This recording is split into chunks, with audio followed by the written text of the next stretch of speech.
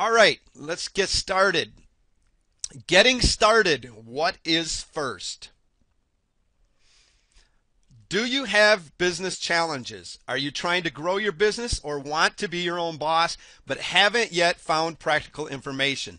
This fits a whole lot of people that are coming online trying to get things started, trying to get their own online business up. They come to us and say, I'm on information overload. I have got so much stuff going on inside my head. I don't know where to start. I don't have a clue what's next. That I've got to this place, but I don't understand what's coming up next. So we're going to be able to do our best to take care of those challenges that you're having and to keep you moving along and get that momentum back, or to even get that momentum started so you can start becoming your own boss and grow your own business. We're going to help you to overcome your obstacles and reach those dreams. It's not all about, just dreaming of things. It's actually making those dreams become reality. But a lot of people right now, this is where they're at. They're lost. They're confused, unsure. They're unclear. Things are all perplexed in their mind. They're disoriented, bewildered. The list just goes on and on and on of what's going on inside of your head right now in trying to get this business up and running. But we're going to begin to make things clear for you right now. First of all, I need you to understand there is no magic pill. If you find a magic pill out there, first of all, you better market that magic pill and sell PLR to it, because I'll want it. There is no magic pill.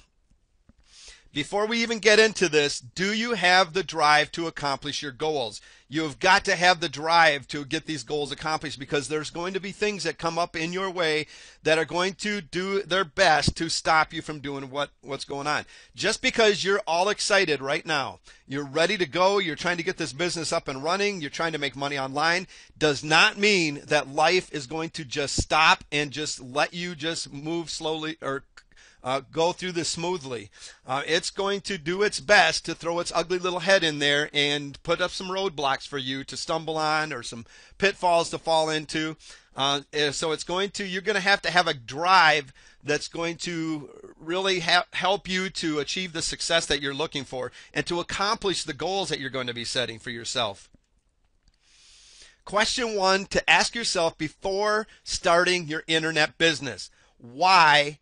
And I want you to really pay attention to that first word. Why do I want my own internet marketing business? If you have no why, then there's no sense of even being here right now. There's no sense of even starting anything out if you have not a reason. I don't care what that why is. Maybe it's just to support your family, to have an extra income. Maybe it's to become your own boss, to really scale things in a big way, to start up a major business. Maybe your why is just that family that is sitting around you right now trying to figure out what in the world you are doing. What is that why that is going to help you achieve the success you're looking for? What interests, talents, skills, and strengths do I have that will assist me in running my own business? Before starting to think about your business, think about the qualities that you possess. What makes you tick? How that might help you to become a more successful business owner. Inventory the abilities that you already possess. And you might not even know what those abilities are right now, but you really need to stop, get yourself out a piece of paper and stuff, not right at this moment, but get yourself out a piece of paper, sit down sometime, and start listing the skills that you have, the abilities that you have that you already know that you possess. If you can't figure them out, ask somebody. Say, hey, what do you notice as the abilities, my strong points that I have? And I really think that you're going to surprise yourself. Maybe it's a past job that you've had, the experience in your leadership, running. Maybe you've ran your own business before. What is it that you have, that you possess, that's going to help you to get this business up and going? Then think about all the ways that you can use them to grow your business, help others grow their business, and work with partners that lack your abilities. And that is a key factor here, is working with other people and working with partners that lack your abilities, because you in turn can work with partners that have the abilities that you lack. And that's what a lot of people don't get. They think they have to do this all by themselves. Get that thinking out of your mind. I tried that. It doesn't work. What are my strengths and my weaknesses? This ability is invaluable for the business owner. Recognize what you're good at and what you're not, and this is going to help you decide how to use your time and when to outsource to the experts outside professionals for help. If you're not strong in certain areas, you're not going to want to be spending your time spinning your wheels trying to get that going. If you're not a technical person like myself, you're not going to want to spend all day doing all the technical things. You're going to want to outsource that to somebody else so you can concentrate on the things that you're good at and the things that are going to help you get things going and moving and getting some money coming in. Now, a lot of people go, I can't afford to outsource to somebody else. I'm just going to have to try to figure this out on my own. But I want you to stop and think about something. You can't afford to not outsource and to get somebody else to do the things that you're unable to do. Because the longer that it takes for you to get it up and running, the longer it's going to take for you to get an income coming in. You might have to spend a few bucks to get somebody to actually set your website up or whatever for you. But think about it. How much faster are you going to be able to get that money coming in when you're not doing it yourself? And it's something that you don't understand and you're just struggling over and over. And pretty soon what happens, you've struggled so long that you just plain give up. What good is that? What's that accomplished? And what happens, and a lot of people go, well, I don't got the money to do that. But then they turn around and go out and buy another course, that they're hoping will do something better for them. Think about outsourcing. Get it in your mind for the things that you cannot do. You focus on the strengths that you have. What skills do I need to learn or brush up on to run my business effectively? Recognize which skills you need to develop in order to run your business most effectively and efficiently. Identify the ones that are worth investing time into learning and which ones might be better off finding outside sources to perform. There may be a few things that you're going to want to learn.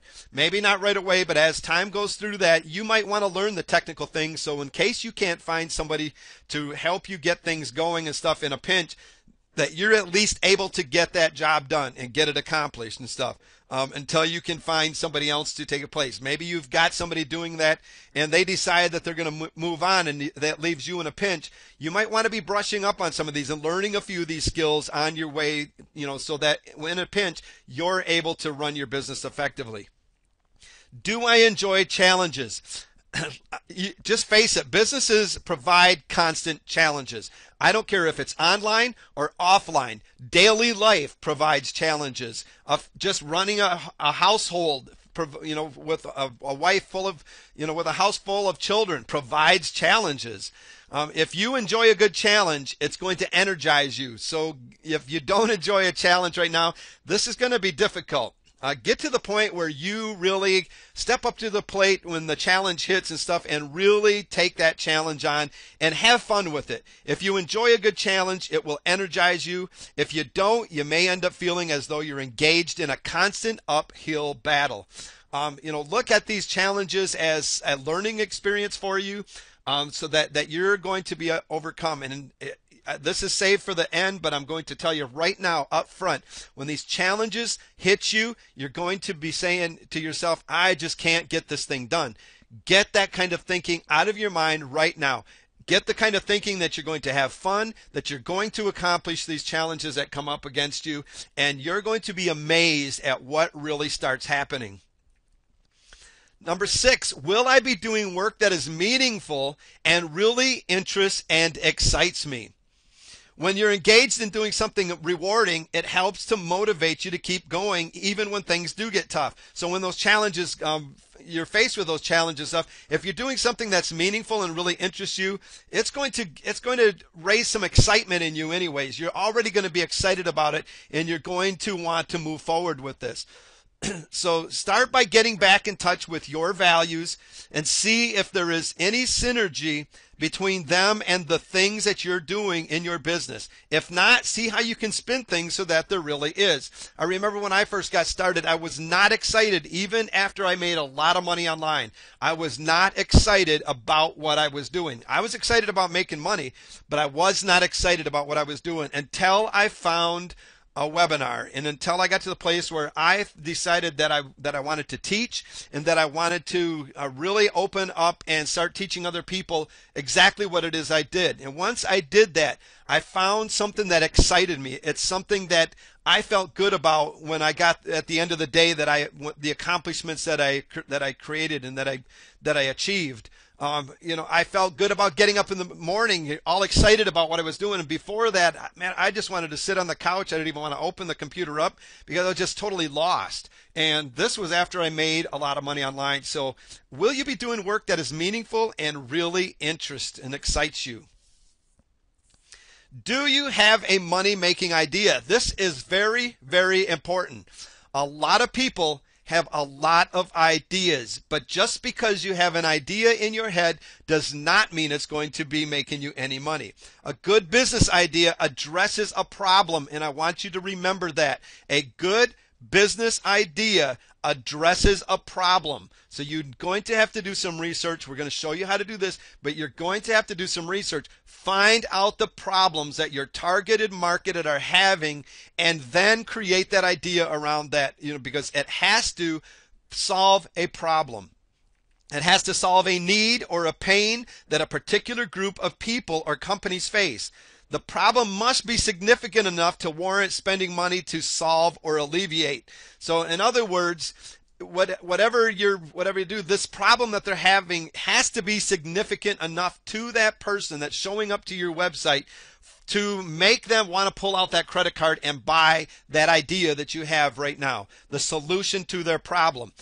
There's a lot of problems out there. If you're just seeing one or two people having the same problem, that might not be something that you want to start up into. But when you find a majority of the people, a big crowd of people, a well-targeted group of people having the same kind of problems, then you've got a good audience right there that is going to be ready to spend money on what you're having. So before bringing a new product or service to the market, test your ideas and make sure that they're profitable. And I'm going to be explaining a good way a little bit later on how you can absolutely know that you have a money-making idea. Who are my ideal target customers? Every business has got to have customers. I don't care if it's online or offline. If you get an offline store even without customers, how long is that going to take? A majority of the businesses that go out of business is because they have a lack of paying customers coming in. A lot of times people will start up a restaurant. If you don't do enough business, if you don't get enough traffic in there, the restaurant's not going to make it. It's going to close down. It's the same thing online. You can have all the websites that you want, but if you do not have targeted customers and a large number of them showing up to your website, it's going to be hard for you to succeed, and you're going to find yourself closing down just like an offline business would be doing. Successful businesses know exactly how to describe who their best customers are.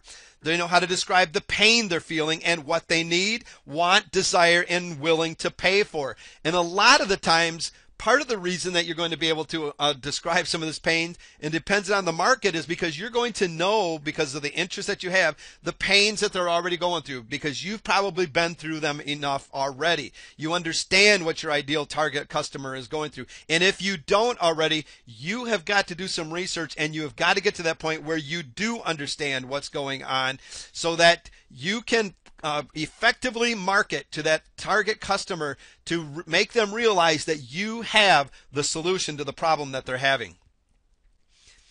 Who's my competition? Learn everything that you possibly can about the competition. You have to learn about the other people that are in the field, that same niche, who provide similar products or services to the same ideal customer that you just described and just found out. You've got to be able to direct.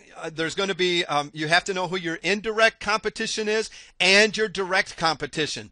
A direct competition would be somebody, let's say we have two people that are teaching a list building course or teaching making money online. Those are direct competition. They're looking for the same exact targeted audience. They're going to have a lot of the same similar type products and stuff they're going to have. That's a direct competition. It would be like two Pizza Huts or two pizza places sitting next door to each other out on the street. That's direct competition. Maybe an indirect competition would be something where, let's stick with our pizza place. Right down the road, there's maybe a Chinese restaurant. They're still the same kind of competition, but they're more indirect. They're looking for the same kind of crowd coming along. They're looking for people that are hungry, wanting some food to feed their bellies. But they're not quite, the pizza place is looking for somebody looking for the Italian, looking for wanting a good pizza, where the other one is going to be targeting more of the crowd that's looking for the Chinese at that time. So they're going to be going after a similar but a little bit different of a crowd. That's more of an indirect competition. But you've got to know who your competition is and what they're offering and what's going on. What do I offer that the competition doesn't? What makes my services or products unique above my competitors? And a lot of people have a very hard time with this. When you ask a student, what is it that your product offers that nobody else does? And they're going, well, I really don't know. It's kind of the same thing that everybody's got out there and stuff. Well, then why would somebody leave somebody that they've been with for a long time, that they already know, like, and trust, and then come over to you to buy your product when they've already are happy with where they're at? Think about the millions of emails that come into people's inboxes every single day. You've got to have something that's going to stand out above the crowd, stand out above the competition. It's not that hard to do. And I don't care if you're just starting out. This is possible for you to achieve. But you've got to offer something that the competition doesn't. This is your unique selling proposition. It's what you'll use to make your prospective customers buy your product or services instead of buying from the competition. Why should your customers make you their marketer of choice? And while we're talking about competition, before we move on from the competition, I want you to understand there's two ways to basically compete. You can be the average Joe out there and you can go head to head, toe to toe with the main competition out there. And that's just what the average person does. They come in and they go, okay, we got Joe Blow over here that he's one of them big gurus out there. My job is to compete against him and to take him down. That is not what you're going to do. If you even think about trying to go in there, you're going to fail miserably because you're not going to take the major competition down. You need to find out how you can complement the major competition out. How are your services and your offers going to complement that person so that when they might look at your product, your competition looks at your product and say, hey, that's a cool product. And the product, I've got a product over here that's similar to this, but what you're offering really complements this. I would like to be an affiliate for you if possible and put your product into my product funnel or my product ladder, whatever you want to call it there. So they'll position your product, if it complements theirs, in theirs. And that's the best thing to do. So know who your competition is, know what they've got, their offers, and you make something that is going to complement them. The best way to be competitive is to compete against yourself. Don't go head to head, toe to toe with the big competition. You compete against yourself. And what I mean by that is every day you strive for your company and your products to be the best that you can even ever imagine. That so when somebody shows up, they look at that and there's that big wow factor there. It's like, wow, look at what that guy has got to offer. Look what that lady's got to offer. I have not seen that, and that is really going to help me. It's that unique selling propositions that when they see that, it's got the urgency, everything's there, that says I have to have it right now before I move on. And that's what's going to really help you against the competition, and is to complement them and to compete against yourself. You need to be your major competition. Have I established business goals? Setting goals is an important part of any business plan. But setting a goal is only part of the picture. Achieving goals is even more important. Learn how to identify which goals are important enough to commit to and systematically work toward them by breaking them down into steps and establishing timelines. Identify the resources that you need and the benchmarks for success. Now, we just discussed a lot of things in that little sentence that I talked about, and all I had on here was, have I established a business goal? If I was to ask most of you on this call right now, especially if you're just starting out, you don't understand what's going on, what your goal is, you wouldn't even know what it is, let alone your business goal. You would tell me, just like we discussed earlier, that my goal is to maybe make money online, or it's to make a couple $1,000 a month, or to be able to pay off my bills. Maybe your goal is to set up a website, but there's so much to it, more to it than just saying, this is my goal. What you're describing is an end goal, or maybe a goal in between the end goal.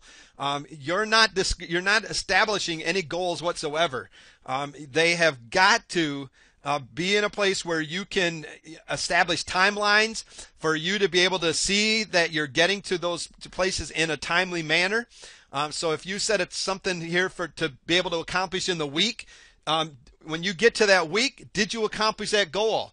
If not, do you need to, you're going to need to extend it. What do I need to do to achieve it within that time that I'm going to extend it? So you might even be adding more to that goal. You need to have benchmarks for success so that when you're going along, getting through these goals that you're going to be writing out for yourself, that you actually see yourself achieving something each and every day, that you see yourself accomplishing, getting closer to that end goal that you've established for yourself. That's what's going to drive you. That's what's going to excite you and really give you that energy and what you need to finally be successful. Am I a self-starter? When you have your own business, there's no boss or no manager to tell you what to do and when to do it, unless you've got a spouse maybe that's sitting there that's telling you to get up from that computer. That happens to me all the time. Get up from that computer. You've been sitting there all day. Other than that, you have nobody else that's going to sit there and tell you how to run your day. You're it. Are you a self-starter? To get your business off and running, you'll have to motivate yourself to getting things going, especially in the mornings. Things are going to come up during your day. You're going to get sidetracked. You've got to be able to get yourself going again. These are not examples of self-starters, but these are examples of a lot of people that are trying to run a business online. They think I'm my own boss. The day is mine. I'll get to it when I absolutely have to. If I don't get to it in the day, I'll do it in the middle of the night. Well, what happens is we find ourselves taking a nap. We find ourselves getting caught up in the soap operas, whatever, not only on TV, but the soap operas of life. And we find ourselves not accomplishing anything whatsoever. And that nighttime that we said, well, if I don't get it accomplished during the day, I'll do it during the night. We find ourselves so tired that we sit there behind that computer just staring at it, and we don't have the energy or the motivation that we had when we first woke up. And if you are doing something, back to what we were talking about earlier, something meaningful and something that excites you, it's going to help you, give you the drive to get started in the morning and get doing the things that you're excited about getting done and getting you going to finally start making some money online. But trust me, even if you're saying to yourself, that's not going to happen to me, there's going to be moments that you're going to find yourself just like this, and it's going to start become habit forming if you don't watch it. I know from experience.